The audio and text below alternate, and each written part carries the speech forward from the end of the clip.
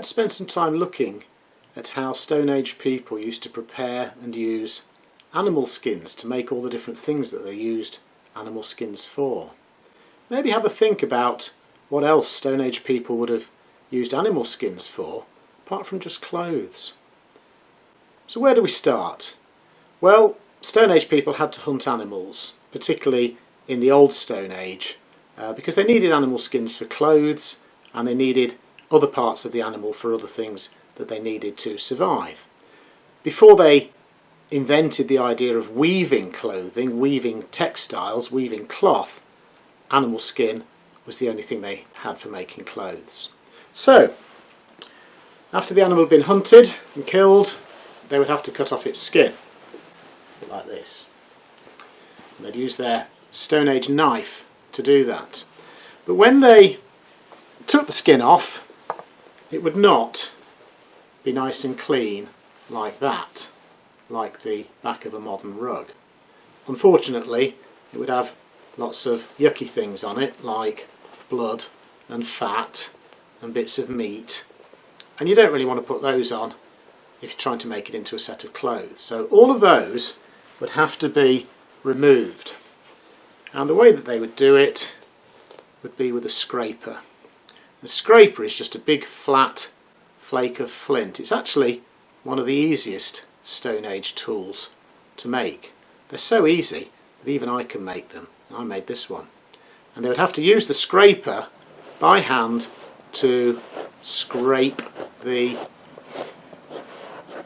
goo and the meat and the blood and the fat off the animal skin. And it's a long, hard job.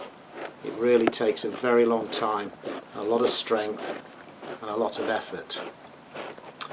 Now, people make a mistake about animal skins. They think that once you've skinned the animal and once you've cleaned the animal skin up, you could just make it into a coat straight away. Unfortunately, that's not so. This animal skin is all nice and soft, and that's how it looks when it comes off the animal. But if it's left for a few days without anything being done to it, you end up with something looking like that.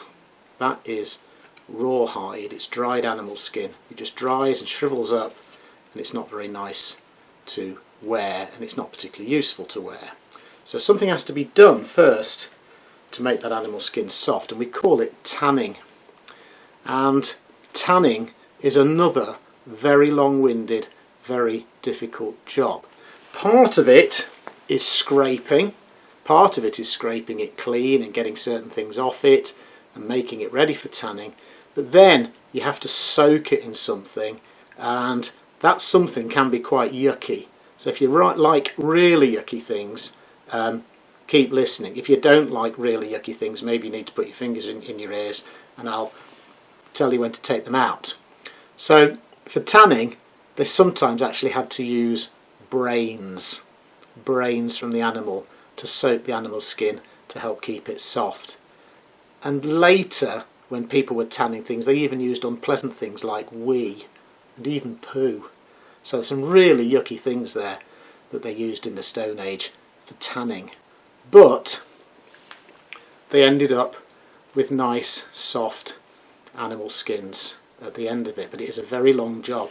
And one of those jobs is, once you've finished soaking it, you can't just leave it out to dry. You actually had to stretch it and get the water out. You had to wring the water out like that, as much of it as you could. Wring the, say, water, I mean all the unpleasant stuff. Get all the liquid out of it like that, and then just keep stretching it until it was dry. Now I've tried this, and it took many hours of work just to get that little piece of animal skin tanned properly. Okay, so tanning is very hard to do. It can also be done with more pleasant things like tree bark soaked in water, which gives you this, if you boil it, it gives you this sort of brownish water. It looks a bit like tea, and that works as well. So if you don't like using yucky things, you can always use tree bark in water. So what happens when you've tanned it and you've dried it? Well, the next thing you've got to do is you have to start, if you want to make clothes, you have to start cutting it into shape. and you have to make sure that you cut any little bits off that don't need to be there, and start getting pieces of animal skin that are the right shape to fit around you for the clothes that you're making.